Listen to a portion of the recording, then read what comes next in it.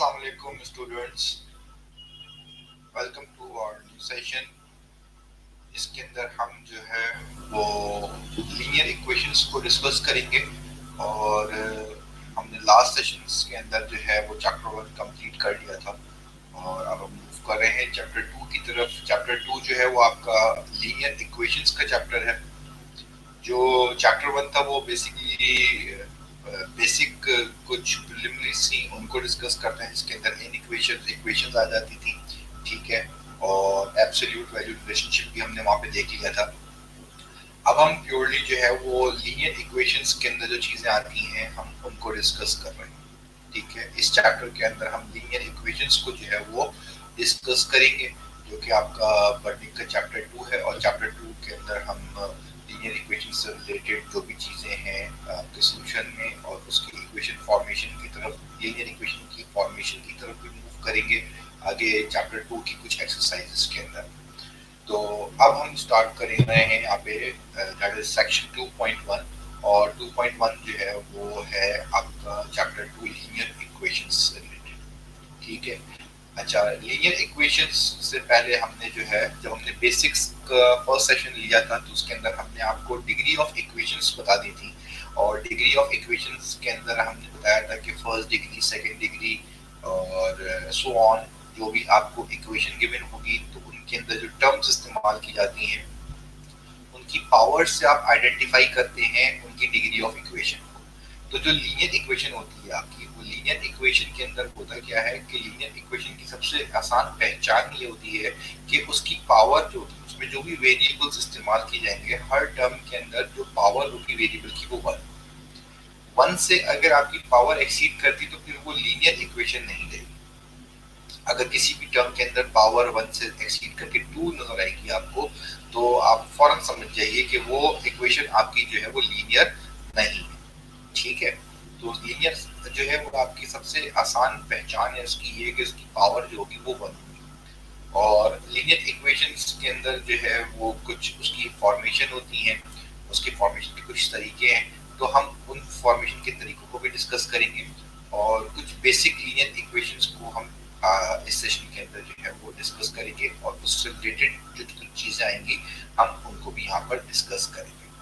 तो आइए हम स्टार्ट करते हैं, दैट इज सेक्शन 2.1 और फ्रैंकल्स-बर्टनिक लीनियर इक्वेशंस का चैप्टर जो है, ठीक है। चैप्टर 2 लीनियर इक्वेशंस, ठीक है जी। और लीनियर इक्वेशंस के अंदर हमारे पास क्या होता है, लीनियर इक्वेशन हमारे पास जो है, आप जब भी आप देखेंगे तो लीनियर इक्वेशन के अंदर होता ये है कि आपके पास सिंगल वेरिएबल तो आप चैप्टर 1 में कर चुके हैं, ठीक है जी। इक्वेशन विद 1 वेरिएबल आपने सॉल्व कर लिया था, जिसकी पावर 1 थी, जो सबसे पहले आपने एक्सरसाइज की थी 1.1। अगर आपके पास लीनियर इक्वेशन 2 वेरिएबल्स में आ जाती है तो वो लीनियर इक्वेशन 2 वेरिएबल्स की क्या होती है, दैट इज आपका वो कहलाती है ax plus by that is equals to c। ये आपके पास जो वेरिएबल x, ठीक है जी, यहाँ पे 2 variables x and y use हो रहे हैं, ठीक है। तो ये कहलाएगी आपकी लीनियर इक्वेशन विद 2 वेरिएबल्स।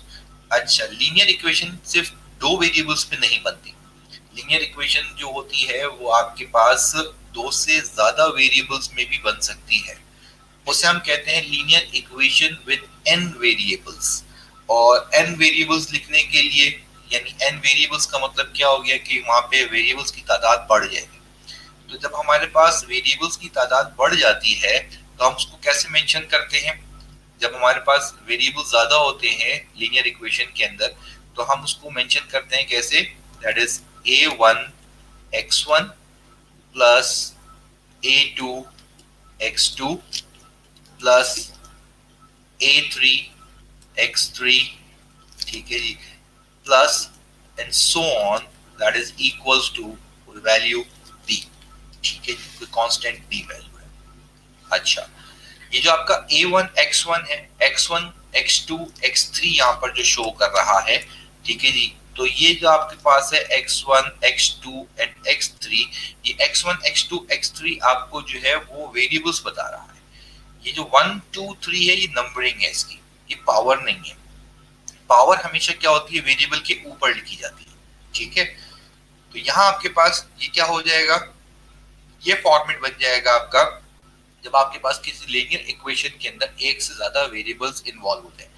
तो यहाँ पे आपके पास आ रहा है x1, x2, x3, इसका मतलब है यहाँ पे वेरिएबल्स की तादाद बढ़ गई, मगर तमाम वेरिएबल्स की पावर जो आ रही है वो क्या आ रही है, पावर जो आ रही है वो पावर 1 आ रही है। तो जो आपकी एक्सरसाइज 2.1 है उसके अंदर फर्स्ट तो आपको आइडेंटिफाई करना है ओनली कि आपके पास जो है वो ये लीनियर इक्वेशन है या नहीं।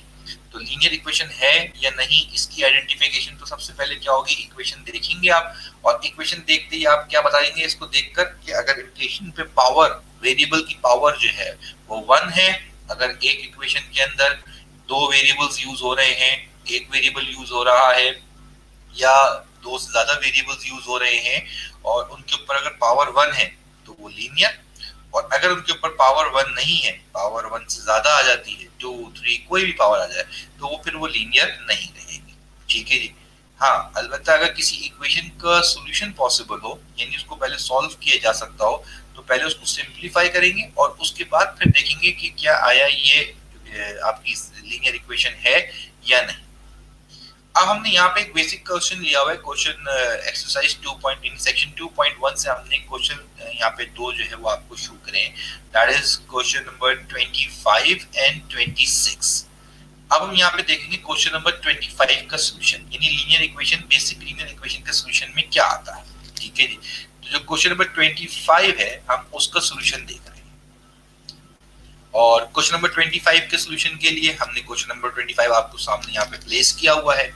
ये एक न्यूट्रिशन प्लानिंग का क्वेश्चन है और इसमें यहाँ पे मेंशन हुआ है, a dietitian is considering 3 food types to be served at a meal, यानी यहाँ पे वो कह रहे हैं कि 3 फूड टाइप्स हैं आपके पास और उनको हम जो है वो सर्व करना चाह रहे हैं। तब भी हमारे पास क्या हो गया, अब हमारे पास यहाँ पे 3 फूड टाइप है, तो हम यहाँ लिखते हैं फूड 1। ठीक है जी। फूड 1 को हम रिप्रेजेंट कर देते हैं x1 से। ठीक है जी। फूड 2 इसको हम रिप्रेजेंट करते हैं x2 से, और फूड 3 इसको हम रिप्रेजेंट कर देते हैं x3 से। क्वेश्चन में बताते हैं, she is particularly concern with the amount of 1 vitamin provided at this meal. 1 ounce of a food 1 provides 8 milligrams। ठीक है जी। अब उनको क्या करना है, यहाँ पर उन्हें जो है वो इनको यहाँ पे जो है वो फूड सर्विंग के अंदर जो है वो एक कॉम्बिनेशन यहाँ पे जो है वो शो करना है। तो उन्होंने यहाँ पे आपको क्या बताया है कि अगर फूड 1 का हम 1 ounce यूज करेंगे तो वो हमें जो है वो कितना विटामिन प्रोवाइड कर रहा है, that is the 8 milligrams of vitamin provide कर रहा है। 1 ounce फूड 2 का जो है वो 24 मिलीग्राम्स प्रोवाइड कर रहा है, 1 ounce फूड 3 का जो है वो 16 मिलीग्राम्स जो है वो आपको विटामिन प्रोवाइड कर रहा है। मिनिमम डेली रिक्वायरमेंट MDR जो है वो आपकी वो कितनी है, दैट इज 120 मिलीग्राम्स। ये आपके पास क्या है, बेसिक इंफॉर्मेशन है इस क्वेश्चन की। इफ xj का मतलब क्या है, यहाँ पे xj मींस यहाँ पे x की तादाद जो है वो 1 से ज्यादा है, तो j का मतलब हो जाएगा 1, 2 and 3। If xj equals the number of ounces of food type j served at a meal, determine the equation which ensures that the meal satisfies the minimum daily requirement exactly। तो अब यहाँ आपके पास जो A part का solution है, A part के अंदर आपको सिंपल यहाँ पे क्या करना है, कॉम्बिनेशन शो करना है। वो कॉम्बिनेशन क्या हो जाएगी, 8 मिलीग्राम्स ऑफ फूड 1, ठीक है जी, प्लस 24 मिलीग्राम्स ऑफ फूड 2, ठीक है जी, और इसी तरीके से आपके पास प्लस 16 मिलीग्राम्स ऑफ फूड 3। इन सब को मिलाने से हमारी मिनिमम डेली रिक्वायरमेंट 120 मिलीग्राम्स जो है वो पूरी होनी चाहिए। ये था आपका सॉल्यूशन, सिंपल सॉल्यूशन है आपके पास किसका, ए पार्ट का। ए पार्ट में कह रहा है कि आपने क्या करना है, एक कॉम्बिनेशन शो करनी है जिससे आपकी मिनिमम डेली रिक्वायरमेंट जो है वो पूरी हो जाए। ठीक है। बी पार्ट में कह रहा है, if only one of the 3 food type is to be included in the meal, how much would have to be served in each of the 3 possible cases to satisfy the minimum daily requirement। B part का मतलब क्या है? B part में कह रहा है कि अगर वो ये कहे आपसे कि आपने सिर्फ और सिर्फ किसी एक फूड को यूज करना है इस मिनिमम डेली रिक्वायरमेंट को फुलफिल करने के लिए, तो आपके पास जो है वो क्या सूरत हाल बनेगी, आपने उसको एलैबोरेट करना है। तो हम बी पार्ट पर जाते हैं। बी पार्ट में अगर हम फूड 1 को सर्व करना चाह रहे हैं, ठीक है जी, हम यहाँ लिखते हैं फॉर फूड 1, और फूड 1 का मतलब क्या हो गया आपका, दैट इज x1। अगर हम x1 को यहाँ पे सर्व करना चाह रहे हैं तो इसका मतलब क्या हो जाएगा, इसका मतलब ये हो जाएगा कि हमें x2 और x3 यहाँ पे सर्व नहीं करना है, ठीक है जी। तो x2 और x3 की सर्विंग क्या हो जाएगी, x2 और x3 की सर्विंग हो जाएगी यहाँ पे 0। जब x2 और x3 की सर्विंग 0 हो जाएगी तो यहाँ आपके पास जो इक्वेशन ये आपने ए में मेंशन करी है, इसमें सिर्फ और सिर्फ बच जाएगा आपके पास क्या, 8x1 that is equals to 120। Clear हो गई बात? ये यहाँ आपके पास क्या आ जाएगा, यहाँ आपके पास जो है वो सिर्फ और सिर्फ एक डेली रिक्वायरमेंट को फुलफिल करने के लिए कंडीशन हमें पता चल जाएगी, और वो क्या आ जाएगी, that is 8x1 equals to 120। तो x1 की वैल्यू निकालने के लिए 120 डिवाइडेड बाय 8, तो x1 कितना आ जाएगा आपके पास, दैट इज 15 आउंस।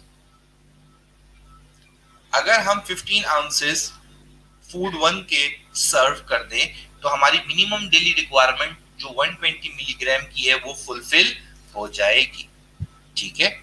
अच्छा, अब आ जाते हैं इसी के अंदर दूसरी कंडीशन के ऊपर।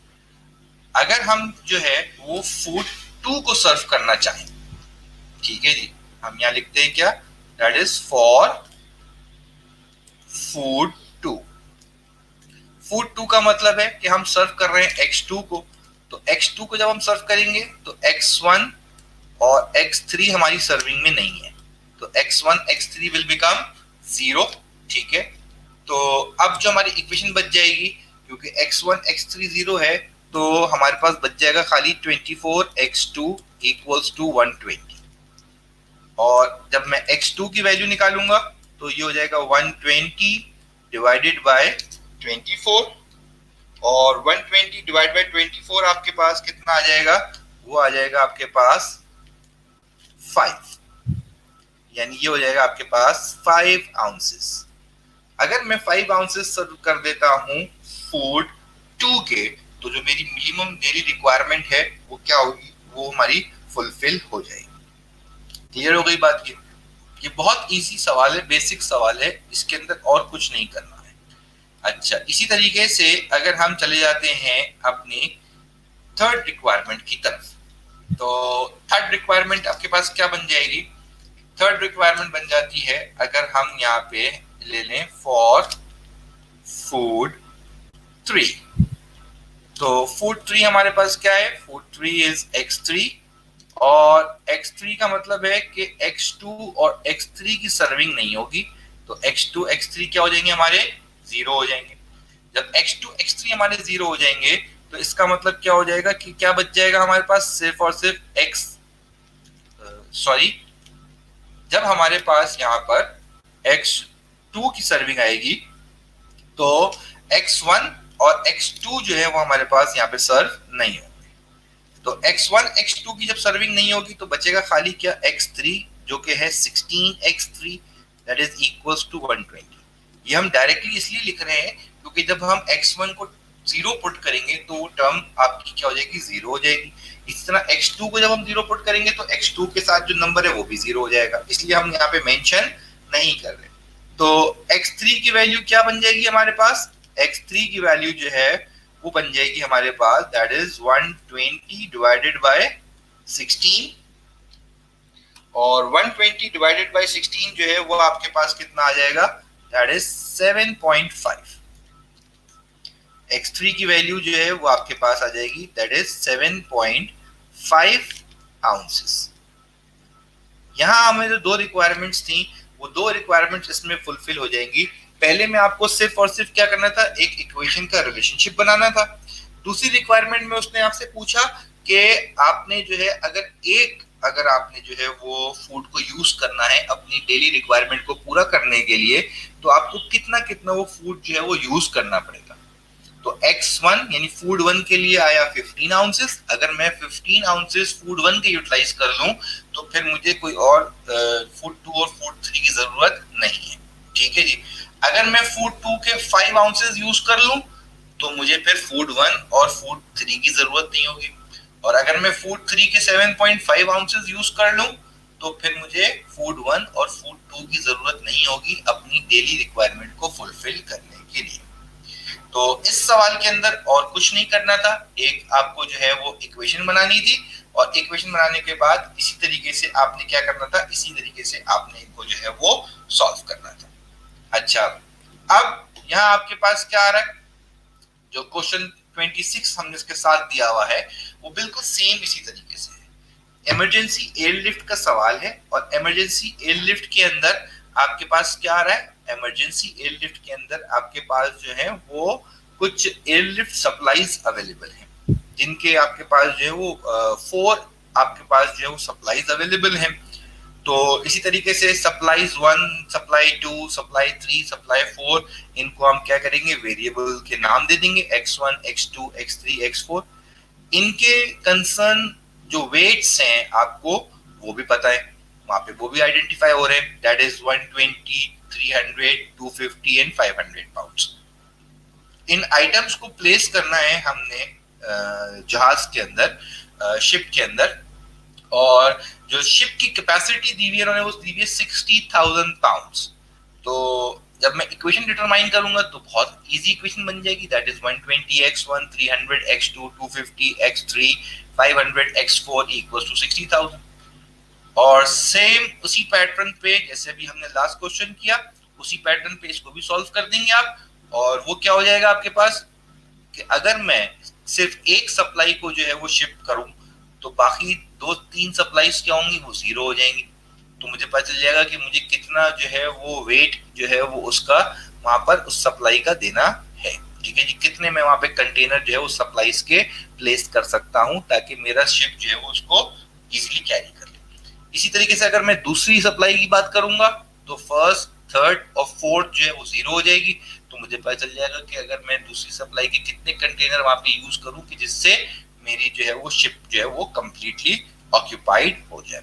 ठीक है जी, तो आई होप कि ये वाला सवाल जो है वो आप जो है वो कर लेंगे। इसको प्रैक्टिस करने के लिए हम जो है वो अभी आगे की तरफ मूव कर रहे हैं और इसकी आगे की एक्सरसाइज के अंदर हमारे पास क्या है, मतलब ये तो 2.1 थी, बेसिक एक्सरसाइज थी, तो हम मूव कर रहे हैं अपनी सेकंड एक्सरसाइज की तरफ, दैट इज सेक्शन 2.2।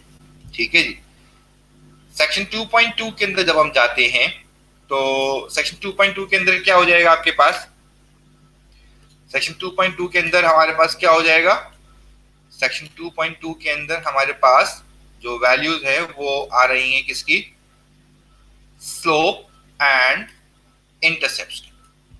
अब हम देख रहे हैं यहां पर सेक्शन 2.2। तो 2.2 के लिए हमारे पास जो वैल्यूज आएंगी हम यहाँ पे वो लेंगे।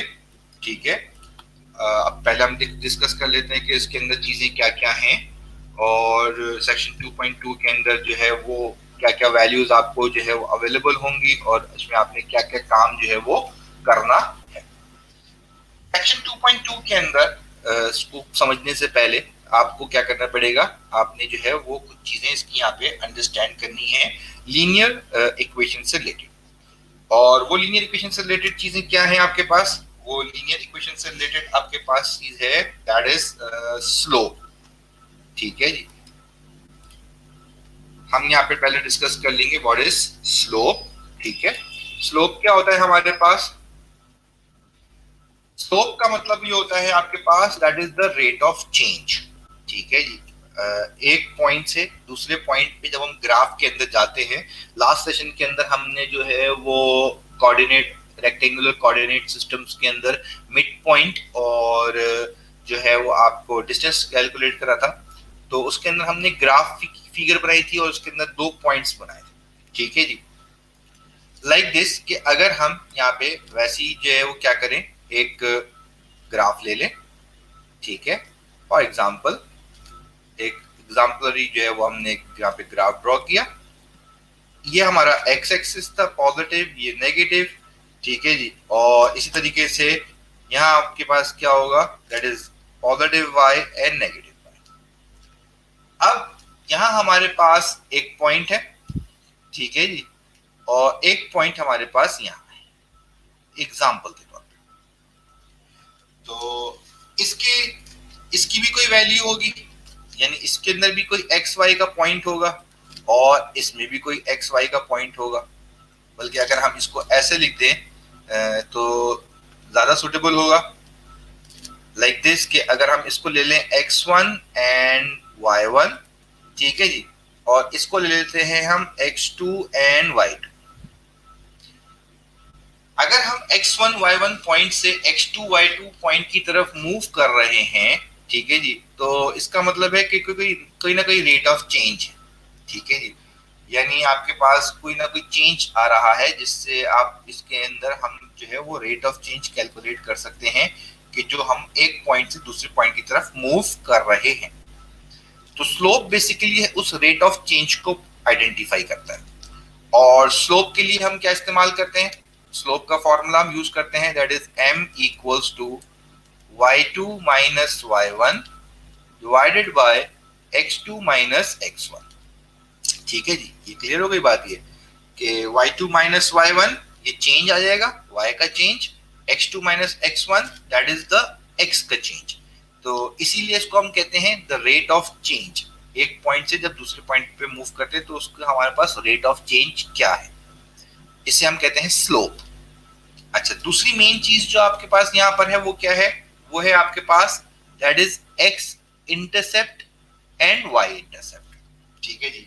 वो क्या है हमारे पास, स्लोप के साथ साथ जो दूसरी मेन चीज यहाँ पे हमने डिस्कस करनी है, एक है आपके पास that is x and y intercept. X and y intercept क्या होता है आपके पास, एक्स एंड वाई इंटरसेप्ट का मतलब है आपके पास के जो आपकी वैल्यू है, जो आपकी लाइन बन रही है यहाँ पे, ठीक है जी। अगर आप यहाँ देखें तो आपको जो है वो नजर आएगा, क्या आपको यहाँ नजर आएगा, ये जो हमने एक इमेजिनरी डॉटेड लाइन बनाई है वो एक एक्स पॉइंट को कट कर रही है यहाँ पे और एक वाई को कट कर रही है, एग्जैक्टली, ठीक है जी। तो जब भी कोई लाइन, अगर हम दो पॉइंट्स को मिलाएं और कोई लाइन क्रिएट हो, जब वो लाइन एक्स एक्सिस को कट करेगी, ठीक है, यानी जब वो लाइन एक्स एक्सिस को कट कर रही होगी, इसे हम कहते हैं x intercept. This is value is called the x intercept of the line. और इसकी कंडीशन क्या होती है, इसकी कंडीशन होती है यहाँ पे y की वैल्यू 0 होगी, एक्स इंटरसेप्ट पे y 0 होगा, ठीक है। इसी तरीके से जब हम जाते हैं देखते हैं कि कोई पॉइंट आपका y एक्सिस को कट कर रहा है, तो लाइन जब y एक्सिस को कट करेगी उसको हम कहेंगे y इंटरसेप्ट, ठीक है जी। और y इंटरसेप्ट की कंडीशन क्या होगी, y इंटरसेप्ट की कंडीशन बन जाएगी कि हमारा वहां पे x जो है वो 0 हो जाएगा, ठीक है, वहां पे x जो है वो 0 हो जाएगा।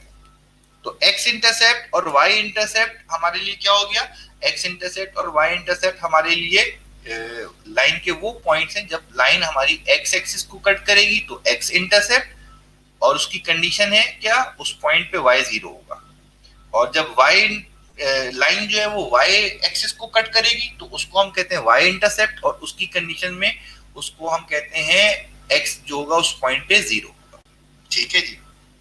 अब हम देखते हैं सेक्शन 2.2। सेक्शन 2.2 के अंदर वो कहता है कि आपने आइडेंटिफाई करना है x एंड y इंटरसेप्ट्स, ठीक है जी।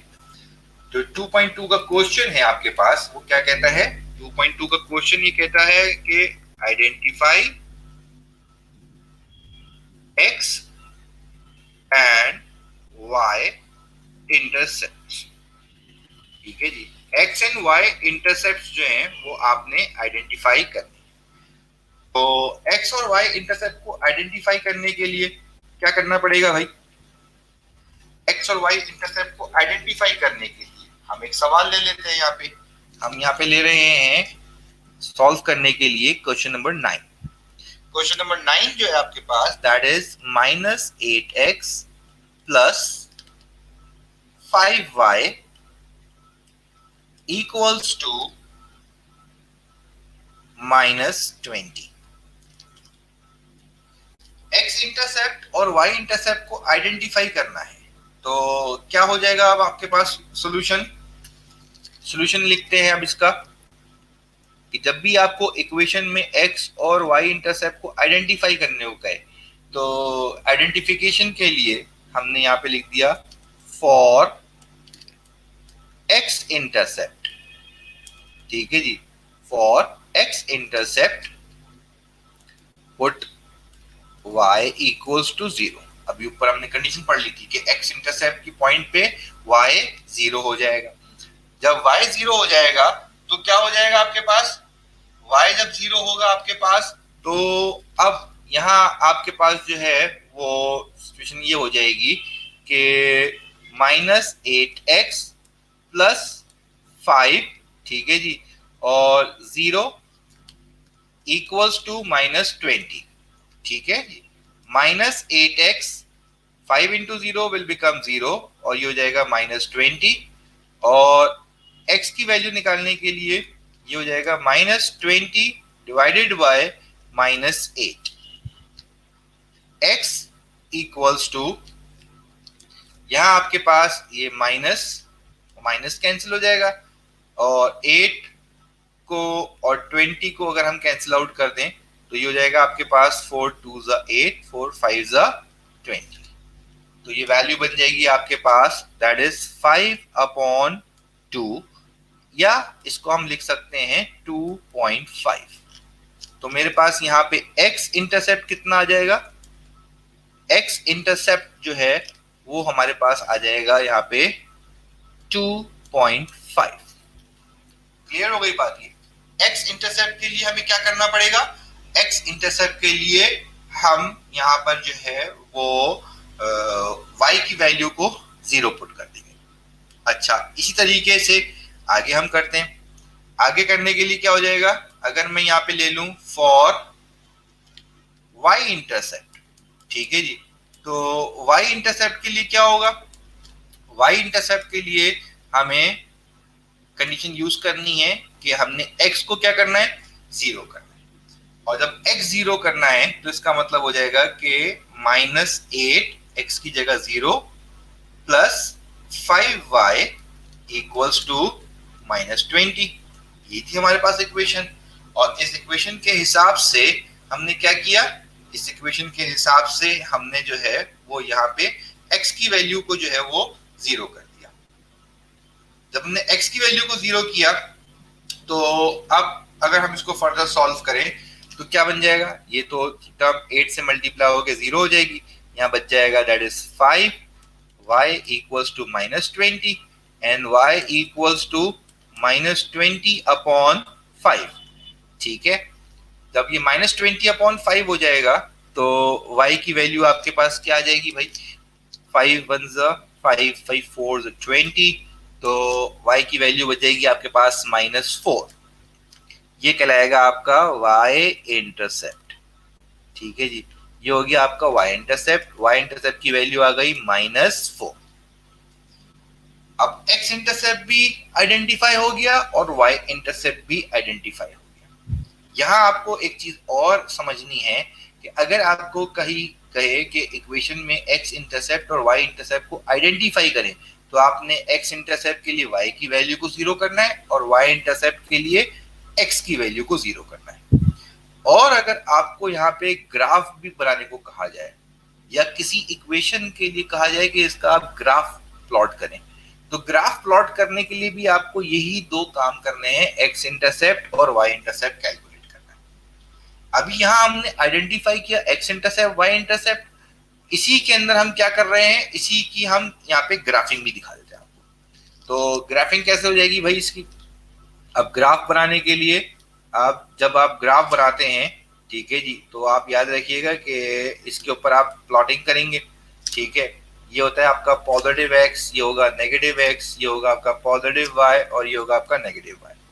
हम इसको भी समझने के लिए बना रहे हैं। जब आप अच्छा एक चीज का ख्याल रखिएगा, मैं आपको यहाँ बता दूं कि आपको पेपर में अगर ग्राफ बनाना होगा तो उसके लिए आपको ग्राफ प्रोवाइड नहीं किया जाता, ठीक है जी। ग्राफ पेपर आपके पास नहीं होता, तो आपको वहां पे खुद ही ग्राफ बनाना होता है, मतलब with the help of scale, ठीक है जी। आप क्या करेंगे, अपने स्केल से जो है वो आपको क्या करना है, ग्राफ ड्रॉ करना होगा। तो आपने एक बैलेंस ग्राफ ड्रॉ करना है जिसमें आपके नंबर्स शो हो रहे हैं, ठीक है जी। तो ये हो जाएगा आपके पास 1 2 3 4, ठीक है। क्योंकि यहाँ पे हमारे पास x की वैल्यूज थी, x की वैल्यू 2.5 पे आ रही थी। इसी तरीके से हम यहाँ पे दे देते हैं -1 -2 -3 एंड -4, ठीक है जी। पॉजिटिवली दे देते हैं ऊपर 1 2 3 एंड 4। इसी तरीके से नीचे भी दे देते हैं आपके पास, दैट इज -1 -2 -3। इसको अपोजिट साइड पे शो करते हैं क्योंकि हमें यहाँ पे लाइन बनानी पड़ेगी, सॉरी। -1 -2 -3 एंड -4। अब यहाँ हमारे पास क्या हो गया, यहाँ हम आइडेंटिफाई करते हैं x इंटरसेप्ट आ गया 2.5। तो 2.5 का मतलब it will lie in between 2 and 3। और y इंटरसेप्ट आया -4, तो y इंटरसेप्ट लाई करेगा 4 पे, ठीक है जी। और मैं इन दोनों पॉइंट्स को क्या करूंगा, मैं इन दोनों पॉइंट्स को मिलाते हुए एक लाइन ड्रॉ करूंगा। मैं इन दोनों पॉइंट्स को मिलाते हुए क्या करूंगा, एक लाइन ड्रॉ कर लेता हूं, ठीक है जी। और वो लाइन जो होगी वो मेरी क्या होगी, इस इक्वेशन की लाइन बन जाएगी, जो इक्वेशन आपके पास गिवन थी, ठीक है जी। अच्छा, ये लाइन बनेगी आपके पास with the help of scale, ठीक है जी। तो ये आपके पास स्ट्रेट लाइन बन रही होगी, ठीक है। ये मैंने फ्री हैंड से ड्रॉ करी है, तो इसलिए ये थोड़ा सा जो है वो आपको अनबैलेंस नजर आ रही है। अदरवाइज क्या होगा, अदरवाइज जो है वो आपके पास स्केल पेंसिल से ये लाइन जो होगी वो एग्जैक्टली बिल्कुल स्ट्रेट ड्रॉ होगी, क्योंकि लीनियर इक्वेशन से जो लाइन बनती है वो स्ट्रेट लाइन बनेगी। क्लियर हो गई बात ये? अच्छा, अब इसी के अंदर कुछ सवाल है जिसके अंदर इक्वेशंस बड़ी हुई है, तो आपने क्या करना होगा, उसको सॉल्व करने के लिए x इंटरसेप्ट के लिए y को 0 करना होगा और y इंटरसेप्ट के लिए x को 0 करना होगा, ठीक है जी। क्लियर हो गई बात, ये पॉइंट क्लियर हो गया आपका। अब हम मूव कर रहे हैं इसी के अंदर स्लोप के लिए। जो हमारे नेक्स्ट इसके अंदर क्वेश्चंस हैं फ्रॉम क्वेश्चन नंबर 38 टू 59, इसके अंदर हमें क्या करना है, स्लोप फाइंड आउट करना है। तो अब हम यहाँ पे देख लेते हैं, क्योंकि हमने यहाँ पे जो है वो x इंटरसेप्ट और y इंटरसेप्ट को आइडेंटिफाई करना सीख लिया और उनकी ग्राफिंग भी सीख ली। तो पहले दो पार्ट्स में, एक में x y इंटरसेप्ट को आइडेंटिफाई करना था और एक स्टेप के अंदर जो है वो हमने इसको ग्राफ करना था। तो हमने उसको मर्ज करके एक ही जगह कर लिया है। अब हम देख रहे हैं स्लोप, ठीक है जी। और स्लोप का जो सवाल है, ठीक है जी, स्लोप जो हमें फाइंड आउट करना है, अब स्लोप के लिए जो हम क्वेश्चन यहाँ पे हमने सेलेक्ट किया है वो कौन सा क्वेश्चन है हमारे पास, दैट इज क्वेश्चन नंबर 42, ठीक है जी। 42 क्वेश्चन के अंदर हमें जो है उसने कहा है, एक पॉइंट है -2 एंड 3, ठीक है जी। और दूसरा पॉइंट आपके पास है दैट इज 1 एंड -9। और इसके अंदर आपको कहता है कि आपने इसका स्लोप बताना है क्या। तो जब दो पॉइंट्स आपके पास गिवन होते हैं, तो अभी आपने लास्ट सेशन में भी जो है मिड पॉइंट और डिस्टेंस कैलकुलेट किया था, उसी तरीके से हम क्या करेंगे, यहाँ पे इन दो पॉइंट्स को आइडेंटिफाई करेंगे। x1 y1, ठीक है जी, equals to that is -2 and 3, और x2 और y2 इक्वल्स टू 1 एंड -9। अगर मैं इनको सेपरेट करके लिखना चाहूं तो कैसे लिखूंगा कि x1 जो है वो है -2 और y1 है हमारे पास 3, x2 है हमारे पास 1 और y2 की वैल्यू है दैट इज -9। यहां हमने लिखा बाय यूजिंग स्लोप फॉर्मूला, ठीक है जी। हमने स्लोप फार्मूला ऊपर भी आइडेंटिफाई किया था, अब हम यहाँ पे स्लोप फार्मूला यूज करते हैं और स्लोप फार्मूला था m equals to m represent करता है स्लोप को y2 minus y1 over x2 minus x1। तो जब हम इन वैल्यूज को यहाँ पुट करते हैं तो m विल बिकम y2 की वैल्यू है -9, ठीक है जी, फिर माइनस y1 की वैल्यू है 3 डिवाइडेड बाय x2 की वैल्यू है 1 माइनस x1 की वैल्यू है -2। यहाँ पे मेंशन की हुई वैल्यू सारी है। y2 -9 पुट किया, फिर फॉर्मूले का माइनस, फिर y1 3, फिर x2 की वैल्यू 1, फिर माइनस, फिर x1 की वैल्यू -2। जब हमने इसको सॉल्व किया तो ये हो गया आपका -9 -3 divided by 1 minus minus plus 2। तो ये वैल्यू हो गई कितनी आपके पास -12 डिवाइडेड बाय 3, ठीक है जी। और जब हम इसको स्लोप को आइडेंटिफाई करेंगे तो क्या बन जाएगा, ये कैंसिल हो रहा है आपके पास, 3 1 जा 3, 3 4 जा 12। तो आपके पास m की वैल्यू जो आइडेंटिफाई होगी वो हो जाएगी -4, ठीक है जी। -4 जो है वो आपके पास जो वैल्यू आ जाएगी वो आ जाएगी आपके पास स्लोप की, ठीक है जी। तो ये सारा सॉल्यूशन जो था वो आपका स्लोप से रिलेटेड है और इसके अंदर बाकी जो आपके पास क्वेश्चंस हैं उसके अंदर भी इसी तरीके से दो पॉइंट्स गिवन है। तो अगर कभी आपके पेपर में सवाल आ जाए कि आपने स्लोप को आइडेंटिफाई करना है तो स्लोप को कैलकुलेट करना है, तो आप क्या करेंगे, x1 अगर पॉइंट्स गिवन है तो आप x1 y1 x2 y2 दो पॉइंट्स लेंगे और x1 y1 x2 y2 दो पॉइंट्स लेने के बाद उनको आप आइडेंटिफाई करेंगे x1 x2 की वैल्यू y1 और y2 की वैल्यू के अंदर, और उसके बाद उसको फॉर्मूले में सब्स्टिट्यूट करके आप स्लोप की वैल्यू निकालेंगे। तो ये मेरे पास क्या आ जाएगा, स्लोप का आंसर आ जाएगा, यानी जो आपका रेट ऑफ चेंज आएगा, रेट ऑफ चेंज आ गया आपके पास -4। अच्छा, स्लोप यहाँ आपके पास क्या होता है, हम यहाँ पे एक चीज और डिस्कस कर लेते हैं साथ साथ, दैट इज स्लोप। और स्लोप के अंदर हमारे पास क्या होते हैं, एक हमारा होता है that is called the positive slope, ठीक है जी। पॉजिटिव स्लोप का मतलब क्या है कि पॉजिटिव रिलेशनशिप है, जब एक पॉइंट से दूसरे पॉइंट की तरफ मूव कर रहे हैं तो हम इंक्रीज कर रहे हैं वैल्यूज को, जब इंक्रीज करेंगी वैल्यूज तो वो पॉजिटिव स्लोप होगा, यानी जहां x भी बढ़ेगा तो y भी बढ़ रहा होगा। दूसरा स्लोप आपके पास क्या होगा, वो होता है आपके पास that is the negative slope, ठीक है जी। नेगेटिव स्लोप का मतलब क्या होगा कि आपका जो x और y के दरमियान रिलेशनशिप है वो इनवर्स है। तो वो क्या शो करता है कि जब हम x को बढ़ाएंगे तो y वहां पे क्या हो रहा होगा, कम हो रहा होगा, यानी उसको ऑपोजिट रिलेशनशिप के अंदर आता है। अच्छा, तीसरी कैटेगरी क्या होती है आपके पास स्लोप की, that is called the zero slope. Zero slope का मतलब क्या होगा आपके पास कि x की वैल्यू को हम अगर बढ़ा भी रहे होंगे तो y पे कोई फर्क नहीं पड़ेगा। इसकी एग्जांपल समझ लें आप, जीरो स्लोप की क्या होती है कि जनरली जो आपकी नेसेसिटीज होती हैं, यानी आपके घर में जो वो चीजें जो आप रेगुलर इस्तेमाल करते हैं, जैसे आटा है फॉर एग्जांपल, आटा अगर आपके घर में 20 केजीज इस्तेमाल हो रहा है पर मंथ और उसका रेट बढ़ जाए तो आपके आटे की कंजम्पशन 20 केजी से चेंज नहीं होगी, वो 20 केजी ही रहेगी, ठीक है जी। प्राइस चाहे ऊपर हो या प्राइस नीचे हो उससे कोई फर्क नहीं पड़ेगा। तो वहां स्लोप क्या आ जाएगा, वहां स्लोप जो हो जाएगा जीरो हो जाएगा। और फोर्थ कंडीशन क्या होती है आपके पास, that is undefined slope. Undefined slope कौन से होते हैं, अनडिफाइंड स्लोप वो होते हैं कि जहां आपका स्लोप एग्जिस्ट नहीं करता, ठीक है जी। ये वो वैल्यूज होती हैं जहां आपके पास स्लोप जो है एग्जिस्ट नहीं करता, यानी वहां पे कोई रिलेशनशिप जो है वो क्रिएट नहीं हो रही होती।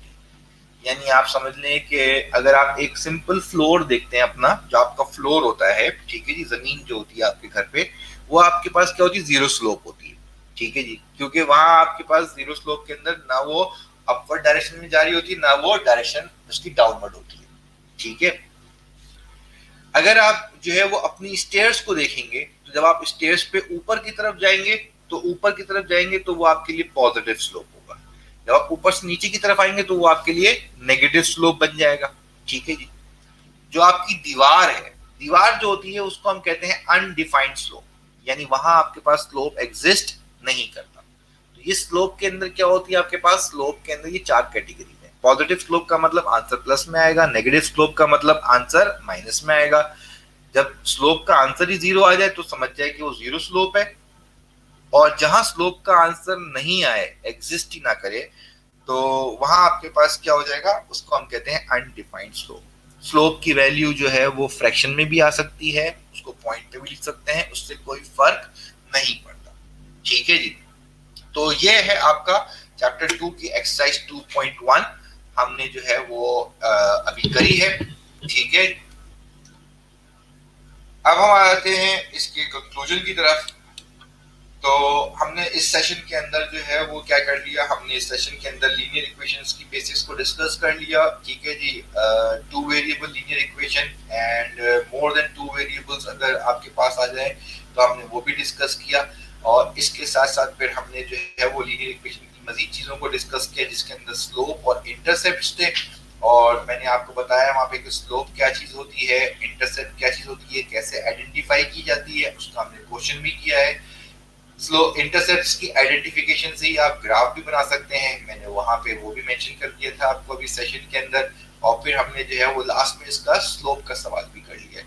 तो आपकी इस एक्सरसाइज को जो है वो कवर अप कर रहा होगा। तो इंशाल्लाह अगर आप इस एक्सरसाइज को जो है वो प्रैक्टिस में ले आते हैं तो आपकी एक्सरसाइज और जो है वो प्रिपरेशन की तरफ बढ़ जाएगी। तो आपकी प्रिपरेशन जो है वो इंशाल्लाह और गुड बेटर वे में जो है वो हो सकती है। तो मुझे इजाजत दीजिए, इंशाल्लाह आपके साथ जो है वो नेक्स्ट सेशन के अंदर जो है वो आपसे मुलाकात होगी। और नेक्स्ट सेशन के अंदर हम जो है वो इसकी चैप्टर 2 की फर्दर एक्सरसाइज को डिस्कस करेंगे, जिसके अंदर जो है वो लीनियर इक्वेशन के अंदर ही और भी कुछ चीजें मजीद हैं, हम फिर उनकी तरफ मूव ऑन जाएंगे। तो तब तक के लिए मुझे इजाजत दीजिए, अल्लाह हाफिज।